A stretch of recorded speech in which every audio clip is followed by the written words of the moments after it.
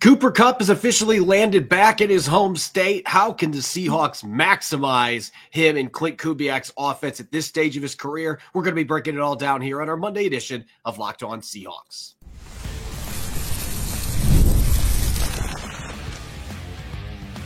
You are Locked On Seahawks, your daily Seattle Seahawks podcast. Part of the Locked On Podcast Network, your team every day. Greetings, 12. This is Corbin Smith, host of the Locked On Seahawks podcast, your daily Seahawks podcast, part of the Locked On Podcast Network, your team every day. Glad to be joined, as always, by my co-host in crime, Rob Rang, and a special thanks to all the 12s who are tuning in, whether you're in Easton, Washington, or Harrisburg, Pennsylvania. We greatly appreciate each and every one of you for making Locked On Seahawks your first listen 5 days a week. We are starting another week, which means we are 1 week closer to the start of training camp, July 23rd, the first practice officially for the Seahawks. We're going to continue to dive into position by position coming out of the offseason program with running backs today and continuing our 90-man countdown. We're to numbers 75 through 71, all brought your way courtesy of our friends over at FanDuel. Right now, new customers can get $150 in bonus bets when your first $5 bet wins. Now for your lead story here on our Monday edition of Locked On Seahawks. Among the many moves that were made on the offensive side of the football this offseason, the Seahawks, in part to help replace Tyler Lockett and DK Metcalf, signed Cooper Kupp just days after their division rival Rams released him as a cap casualty, bringing the Yakima native back to the Pacific Northwest. It's been one of the huge storylines for the Seahawks. We got to see him sporting number 10 on the practice field in OTAs and minicamp, starting to build that rapport with new quarterback Sam Darnold.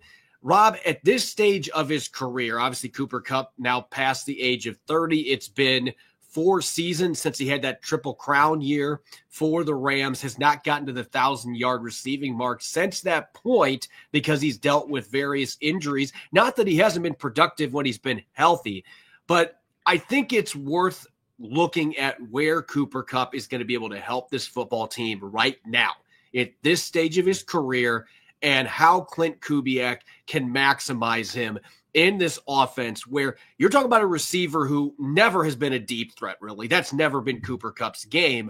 But in the last few years, we have seen an even higher percentage of his targets coming in that 0 to 9 yard range or behind the line of scrimmage. That has truly gone from being bread and butter to almost where it's been exclusively where Cooper Kupp has done his damage. Still has caught some passes in the intermediate, but that seems like a really solid fit in a timing-based offense from the Shanahan coaching tree. Yeah, I think that's very well said. I think that's where Cooper Kupp has always excelled, and he has continued to kind of defy age, defy durability concerns. When he is on the field, he is still basically just a third down superstar, a red zone superstar. Corbin, as you said, I mean, it was 4 years ago that he had that Triple Cup season. And I think it's worth revisiting that when he led all of the NFL with 145 receptions, 1,947 receiving yards, and 16 touchdowns. Again, leading the NFL in receptions, receiving yards, touchdowns, then taking the Los Angeles Rams to the Super Bowl where he just won Super Bowl MVP honors. So again, when you're talking about kissing the ring of a player, Cooper Kupp is absolute royalty when it comes to that kind of a conversation. That said, it has been 4 seasons since then. He actually just turned 32 years old last week. So again, we're talking about an aging player who has struggled with a little bit with durability. He's actually in 8 seasons in the NFL. He has only had one. That illustrious 2021-2022 seasons that we just referred to was the only season in which he started all 17 games. And obviously, previous to that, the NFL only had 16 regular season games. But the point of the matter is that while Cooper Kupp has struggled a little bit with durability, his average season is still better than most of the seasons that either DK Metcalf or Tyler Lockett put up for the Seahawks during their careers here. And so I just basically kind of did some very simple math, just kind of figure out the average season for Cooper Kupp. And that would basically equate to 80 receptions receptions, 972 yards, and 8 receiving touchdowns. There's only been a handful of seasons like that from either DK Metcalf or Tyler Lockett. So I do think that there is a good possibility that Cooper Kupp is going to be able to come to Seattle and is going to be able to duplicate the same type of production that either DK Metcalf or Tyler Lockett were able to produce for the Seahawks. Is he going to be able to replace both of them? Of course not. But at the same time, I do think that in a timing-based offense, as you mentioned, with Clint Kubiak calling the plays, with a quarterback, Sam Darnold, who is known for his precision passing, and a running game that is going to be the focus of Seattle's offense this upcoming season, I do believe that Cooper Kupp can be the exciting addition that Seahawks fans are hoping for. Doing a little bit deeper of a dive here, as I mentioned, that Triple Crown season, Cooper Kupp had 37 receptions on intermediate throws that traveled 10 to 19 yards. So he had a ton of his catches that happened in that intermediate level. In the last 3 years when he's been healthy, we have seen that percentage dip significantly more towards the short passing game and behind the line of scrimmage. Some of that's been Sean McVay. That's just a big part of Sean McVay's offense with the Rams. It's become a bigger part the last few years.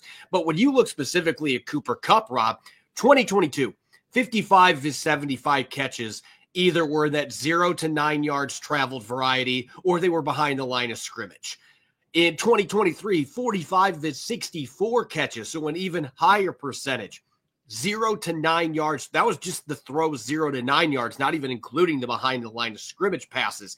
And then last year, you saw it lean back the other direction a little bit, but still 44 of the 73 catches last year were in that 0 to 9 range. So what kind of routes are we talking about there? When you watch Cooper Kupp on film, one of the things that he does so well is running pivot routes. And for those that don't know what that means, if you've ever watched a basketball player pivot, so you take a step, you have a hard left foot or hard right foot, and then you pivot with the on that foot. You pivot that way, the opposite direction. On a pivot route, it functions where it looks like you are doing an in-breaking route, and then you are pivoting back outside. Cooper Kupp is as masterful at pivot routes as any receiver in today's NFL. He has made a lot of money with those routes. Of course, the curls and comebacks, he is very good at setting defenders up, getting them to where they give him some space, then he is able to do that. And he's also always been really good at running option routes where he reads the coverage, and when you're in a really intelligent receiver, you are able to excel at this. And you have a quarterback that understands, okay, if I see this certain look, then I'm going to be running a post. But if I see a different look from that and I have the opportunity to break outside and run a corner, then I'm going to do that, or run an out. The option route has been such a big part of Sean McVay's offense, and it is a big part of the Shanahan offense in general. You see Kyle Shanahan run that a ton in San Francisco. They sprinkle in a lot of option routes. So that is something that I think is going to be a massive part of this offense, because option routes, if you want to succeed in those, you have to have the understanding, the instincts to know what the right route is, but you've also got to have your timing down pat with the quarterback and receiver. It is a huge part of this offense. We've heard Cooper Kupp talk about option routes quite a bit. That is going to be a big part of the offense, particularly in the short passing game where we're seeing more teams are mixing in those choice routes in that 0 to 9 range. That is where Cooper Kupp does most of his damage, and then he can occasionally create after the catch. He can create after the catch. I think that a lot of Seahawks fans are going to be pretty excited to hear of Cooper Kupp's 6 touchdowns last season. 3 of them came for 15-plus yards. Now, his first 3, a 9-yard touchdown, a 7-yard touchdown, and a 5-yard touchdown, were very much in that kind of short zone that you were just kind of referring to. But his final 3 of the season, a 69-yard catch and run against the New England Patriots, a 27-yarder, as well as a 17-yarder. In all of those routes, Corbin, Cooper Kupp showed a little bit more kind of savviness and straight line speed that I think a lot of people want to give him credit for. Those were more skinny routes or just straight, down the field vertical routes. Now, granted, they were terrific throws for Matthew Stafford.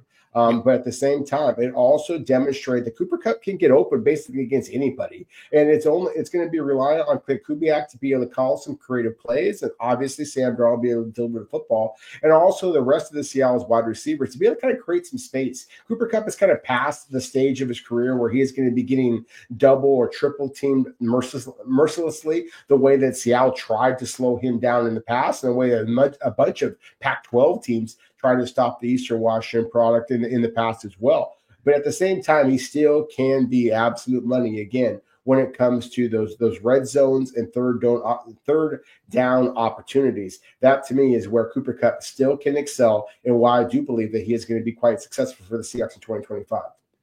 When we come back, we're going to talk running backs, post-off-season program, where things stand at that position. There's plenty of questions still to ask. We're going to be looking at who's got the most on the line, who's got the most upside. And I'm sure we're going to have some pretty bold predictions for this running back group as well in Klint Kubiak's offense. That'll be coming up next here on our Monday edition of Locked On Seahawks.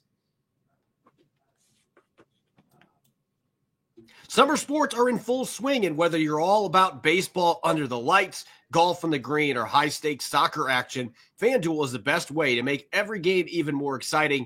You're already following the action. Why not make it a little bit more thrilling? With FanDuel, you can get in the game while your friends are getting sunburned at the beach. I've been using FanDuel to track my favorite matchups, and the app keeps it fresh with new daily promotions and fun ways to bet, especially during the dog days of baseball season as teams vie for playoff positioning. It's easy to use, fast to pay out, and makes even regular season games feel like must-watch events. If I think Vlad Guerrero Jr. is going to go deep for the Blue Jays, I can bet on it without a hitch. Whether I'm placing a same-game parlay or watching a bet right into the ninth inning, FanDuel makes it feel like I'm part of the action. New to FanDuel, new customers can bet just $5 and get $150 in bonus bets if your first bet wins. Open the FanDuel app today and visit FanDuel.com/lockedon to get started.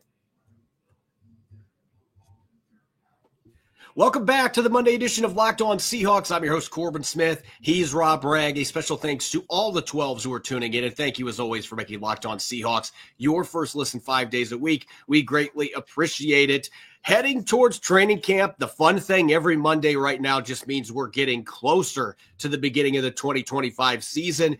We are breaking down every position group from quarterbacks all the way to punters and kickers with some key questions, some key storylines. Rob, let's get to the running back group right now, and we're going to just kick this off with the essential question here, the essential topic here.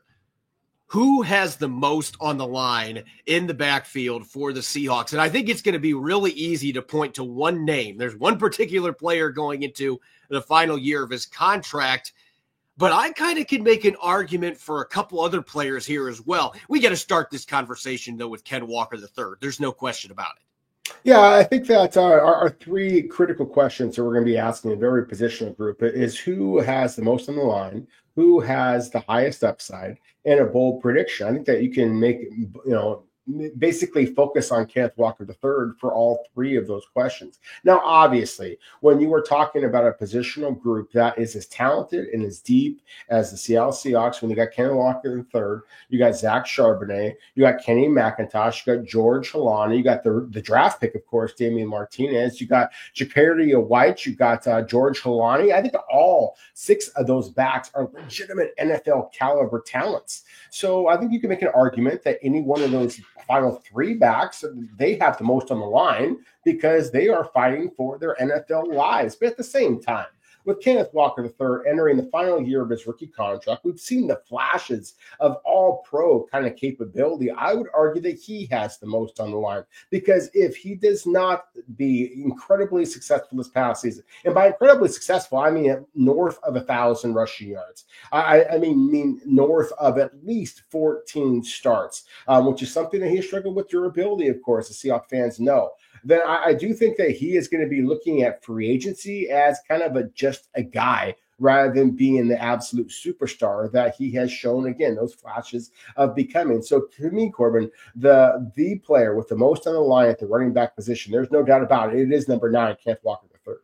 Yeah, he's easily number one of this list, not just because of the contract situation, but this has been a guy that it's been 2 years since he had that dominant rookie season where he became just the third running back in franchise history to rush for over 1,000 yards. And he looked like he was a budding superstar at that point. We've seen flashes of that the last 2 seasons, and some of this has not been his fault. The offensive line has been an absolute struggle the last 2 years, even by Seahawks standards. It has been an absolute struggle getting those running lanes opened up. But durability has been a problem. He's missed a lot of games, and there's been games where he's clearly been well below 100% that he has played in a position where teams are not paying premium, at least up to this offseason. We've seen a few guys cash in, but that is a position that teams generally are not spending a lot of money on. There is so much for him to gain and yet still so much for him to lose right now if he is not able to go out in this offense that I think is catered really well to his skill set with his athleticism, his explosiveness. If he cannot blossom in this offense, return to at least his rookie form, if not be better, then I think it's going to be a disappointment for both the team and the player. He's got a lot of money and a lot of legacy riding on this season as a running back. But I'm going to also argue real quick that I think Kenny McIntosh is another guy here that's got a lot on the line, and it's not because he hasn't played well. I thought Kenny McIntosh looked fantastic the last 4 or 5 games last year. Every chance he got, he made good things happen. The issue is you've now got to deal with Damian Martinez, your 7th-round pick, who has been fantastic both at Oregon State and Miami last year. 6 yards per carry all 3 of his college seasons. He's a powerful runner with really good vision. And this is a guy that I think fits this offense extremely well. So Kenny McIntosh, yeah, you did a great job last year, but he's going to go into training camp with Damian Martinez coming behind him, maybe George Holani coming behind him. And there was a while we thought Holani was going to beat him out last year in training camp. So he's got some very talented backs that are going to be right on his coattails, that are going to be looking to pass him on the highway and become that number 3 running back. So I think he's got a lot on the line. As far as the second question, who's got the most upside, it would be remiss not to mention Ken Walker III first, because he is the most explosive athlete in this entire group. He's the one that's got the most big playability, and we saw it his rookie year. But I'm also going to throw Damian Martinez's helmet in the ring here, because I think Martinez is one of those guys that when you watch him, he doesn't look like he's 217 pounds. He looks like he's a taller, leaner back. He doesn't look like a massive guy. And then you look at his legs and you realize that's where the strength comes from. This guy has incredibly strong lower body. He's got excellent ball carrier vision. He's really good at reading his cuts, anticipating when those cuts are going to open up, which is so crucial, especially in a wide zone offense. I just think you're going to see a guy that runs behind his pads the way that Mike McDonald wants his running backs to operate. And I think he is going to put a lot of pressure on Zach Charbonnet and on Kenny McIntosh right away. I would not be shocked if at some point this year that he pushes those guys to the point where he starts getting carries in games over those two. That's how high I am on the upside of Damian Martinez, with low 4.5 speed, almost 220 pounds, a punishing, bruising style. He just does a lot of things that I think are going to cater really well to this offense. No, I 100% agree with you. I mean, I'm a big fan of Damian Martinez. I was a big fan of his back at Oregon State, and I saw what he did at Miami. I think that he fits in with Mike McDonald better, maybe than he even fits in with Clint Kubiak. I think that Mike McDonald wants to be kind of a blue-collar, lunch pail carrying, kind of a run between the tackles and knock defenders on their backside type of a team. And I think that Damian Martinez can do that. That said, going back to the initial question, of course, who has the highest upside? As you pointed out, I mean, the 4.3 speed that Kenneth Walker III possesses is just a different level than anybody else on Seattle's roster. And it's kind of unique because he's got kind of this squatty kind of a frame. I mean, he's 5'9", he's 215 pounds. I know he's shorter than any of the other Seattle backs. He's faster than any of the other backs. He has made some improvements as a receiver. That said, for all of the praise that we were throwing for Ken Walker III or for the rookie Damian Martinez, I kind of got to go back to the, by the way guy that happens to be Zach Charbonnet. I mean, you look at the production that he had at Michigan and at UCLA and his breakaway ability. When the Seahawks called his number this past season, the past couple of seasons, Zach Charbonnet really has excelled. So I don't know that he has the upside, but I think that he might just be the most dependable back on the entire damn roster. And again, for a running back backfield that is as good as Seattle's, that's quite quite the compliment for a back who is entering his third season in the NFL. It, of course, has 2 more years on his rookie contract, but is definitely looking to establish himself as not just the complimentary back, but the star of the show for Seattle. Yeah, you make some really good points there. Charbonnet's a guy that I could see coming in and just, hey, did you forget about me? And coming in and having a really good camp. And I think he can absolutely run the zone stuff. He had great success with the gap concepts in the second half last year. And I think he's maybe, aside from Martinez, and maybe even ahead of Martinez in terms of a gap runner. So I'm curious to see what his fit looks like once we get the pads on in this offense, because there are going to be some differences in how he's going to have to approach leading up to his blocks and reading, etc. But I think he's going to be capable. Let's get to the bold predictions real quick. We've rattled off all these different names, and I know that there's only one football, so that's why, to me, this is a bold prediction. We kind of hit on this a little bit in a couple Friday episodes ago, but I'm going to build off it because we were just looking at yardage, and I'm going to add touchdowns to the mix. My bold prediction, I think the Seahawks have not 1, not 2, 3 running backs with 350 or more rushing yards and at least 3 rushing touchdowns this year. I think that it is going to be not necessarily a by committee approach, but whatever that step just above it, that's what I think you're going to see. I think you're going to see Ken Walker be the featured back, so to speak, but you're going to see Zach Charbonnet. You're going to see Kenny McIntosh. I think you're going to see Damian Martinez. And I think at least 3 of these backs get to 350 rushing yards and 3 touchdowns this year. I think it is going to be a very balanced running back, stable back there with a lot of productivity. Yeah, I think that's a very logical prediction, and I think it's one that very well may wind up coming true. I also think there's a possibility that the Seahawks recognize the fact that, look, they're no longer afraid of Kenneth Walker III being an explosive back that maybe you can't pay because you have such a talented stable of backs behind him. If he has this fantastic season and he winds up signing elsewhere as a free agent, then again, because you have such depth behind him, then okay, great for the Seahawks in 2025 and for perhaps some other NFL team in 2026. So I think they're going to feed Keenan the ball, and I think that he is going to take advantage of that opportunity and explode. I think that he is going to run for more yards and more touchdowns and more big plays than he has in his entire NFL career. That breakout rookie season that we talked about before is basically 1,090 yards. I believe it was 9 touchdowns. I think that he's going to get 1,200 rushing yards this year. I think he's going to get double-digit touchdowns. And I think that he is going to have another 70-plus yard breakaway kind of a touchdown the way that he had in that fantastic rookie season that should have got him Offensive Rookie of the Year. When we come back, we're going to continue our 90-man rundown. We've got numbers 75 through 71 that will be coming your way when we come back here on our Monday edition of Locked On Seahawks.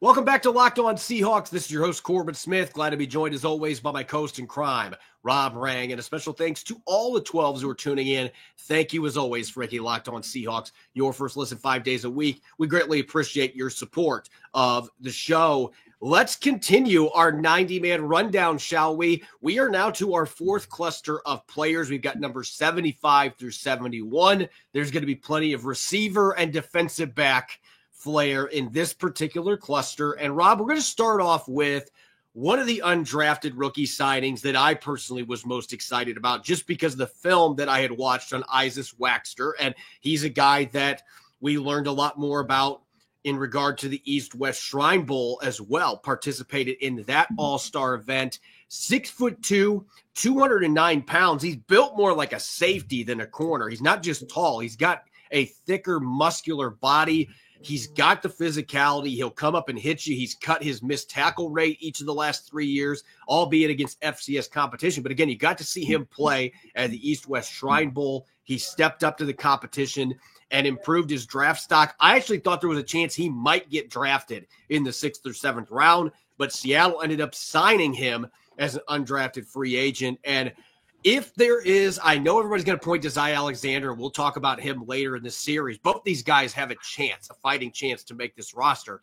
But I think Isaac Waxter does a lot of the physicality-related things that Mike Macdonald really covets at that cornerback position. He was dealing with a hamstring issue at the end of OTAs and minicamp, but he's going to have this big break. He should be ready when the training camp opens, fully healthy.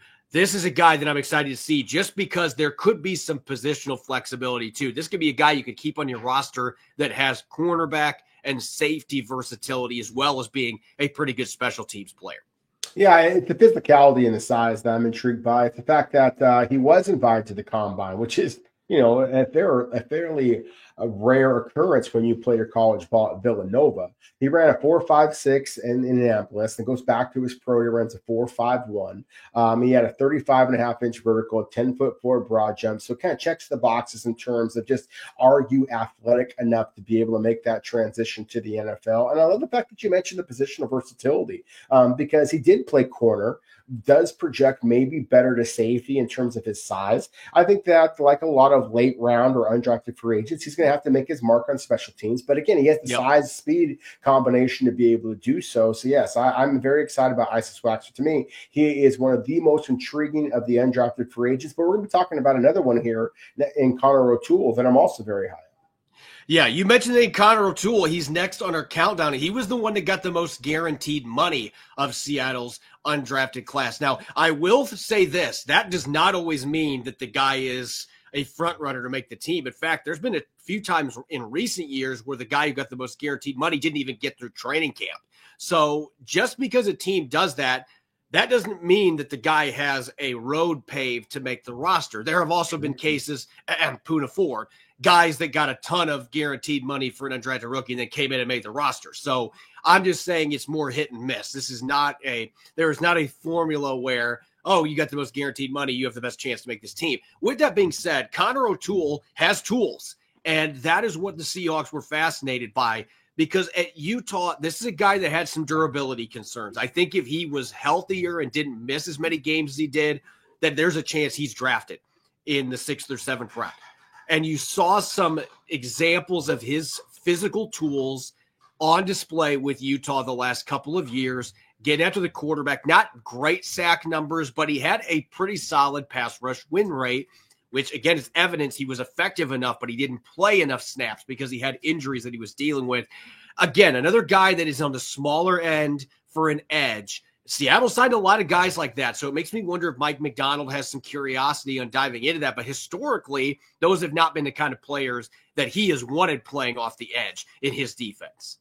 Yeah, but at the same time, Connor O'Toole's got some burst. He's got some bend to him. He's a former wide receiver who just kept growing. I mean, he's 6'4", so a legitimate 6'4", 251 pounds. That is almost exactly the body type that has been guys like a Bruce Irvin or a Cliff Averill. Obviously, that was with Pete Carroll as head coach rather than Mike Macdonald. But still, that is kind of the frame in which this young man, a former wide receiver, possesses. And as you said, Corbin, durability has been the real bugaboo with Connor O'Toole. If he can stay healthy, I think that he's got a legitimate chance to warrant the high price point that the Seahawks gave him as their key crown de jewel kind of undrafted free agent of this class. At the same time, if he is not stay healthy, then I think that he could wind up being one of the very first guys released from this group. So again, I'm excited about him, whether it be out of the 2-point stance or the 3-point stance. You do see burst, you do see some core flexibility. I would argue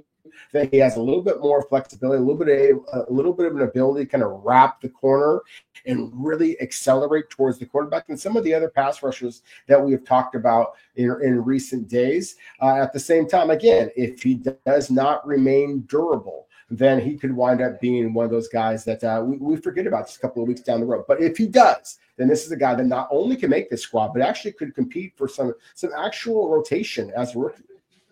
Let's talk receivers now. Number 73 and number 72, two players that I don't know that you could have more of a stark difference in terms of what their strengths are and what they could potentially bring to the table with the Seahawks.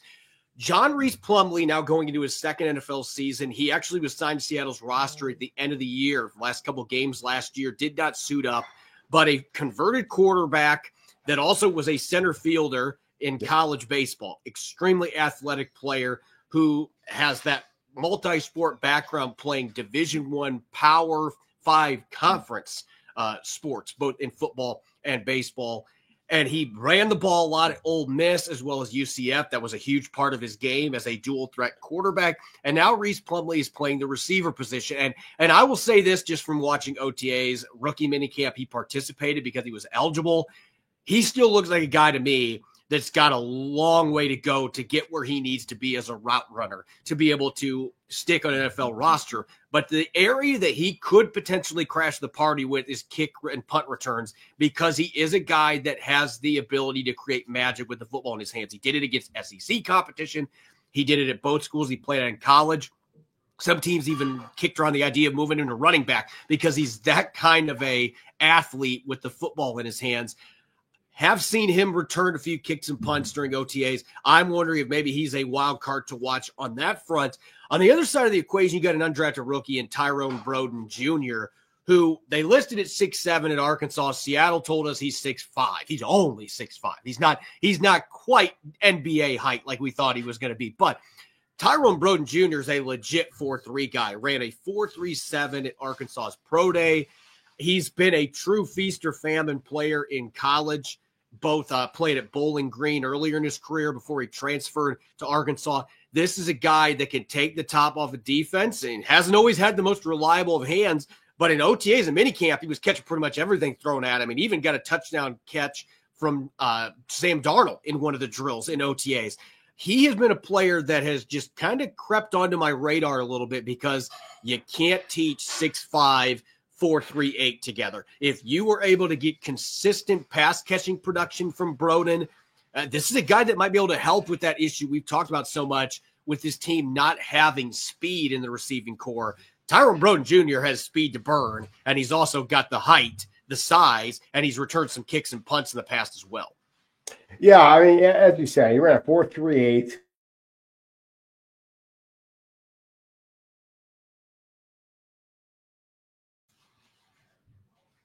That have that type of elite straight line speed. And he's not just fast, he's very quick off the line of scrimmage. I mean, that's one of the ways in which he and John Rhys Plumlee, who is, 5'11", 203 pounds, much shorter, squattier type of a build.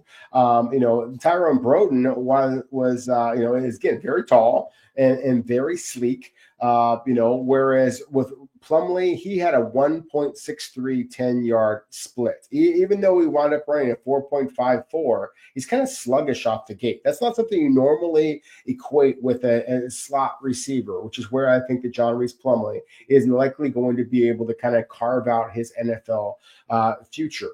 Whereas Broden, he had a 1.51 10-yard split. I mean, Corbin, that is as fast as anybody who was tested at the combine this past year. So again, we're talking about an elite, explosive athlete. At the same time, he has struggled with catches.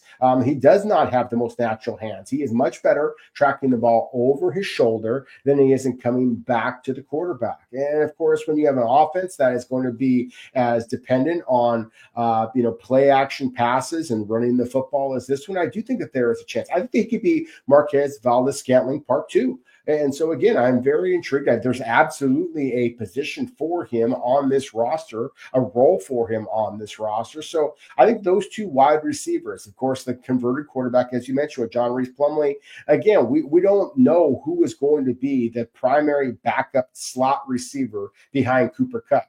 It's not going to be Jackson Smith-Njigba anymore. He's going to be lined up primarily outside. Cooper Kupp is going to get 95% of his care or of his opportunities from the slot. But who is going to be his backup? John Rhys Plumlee has that opportunity. So again, those two wide receivers, I'm really excited to kind of see what they might be able to do. Very different players, as you mentioned.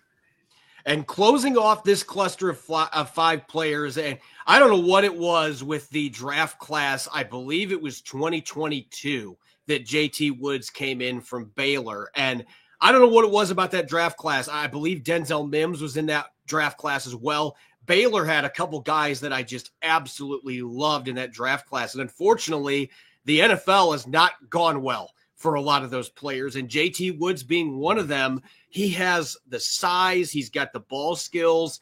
He had great interception numbers during his time at Baylor. But one of the concerns coming into the league that some had, I was not as low on this, but he was a very lean, thin-built, framed defensive back. And the tackling we saw at the college level, it didn't translate into the NFL. He's had issues with missed tackles. He struggled giving up some blown assignments in the preseason. He's bounced around. But it's one of those things, I can't quite let go of JT Woods just yet because I saw this guy run. I saw the ball skills. I saw what he did in a really good Baylor defense that played some outstanding offenses at the college level. And this kid is still only 25 years old. I haven't seen anything to this point that suggests to me that he is going to be in the mix for a roster spot, but I would not be shocked when the pads come on. This could be the last chance for JT Woods to really make a splash. The physical tools are there. Can the Seahawks bring it out of him that we see the football player that we saw at Baylor?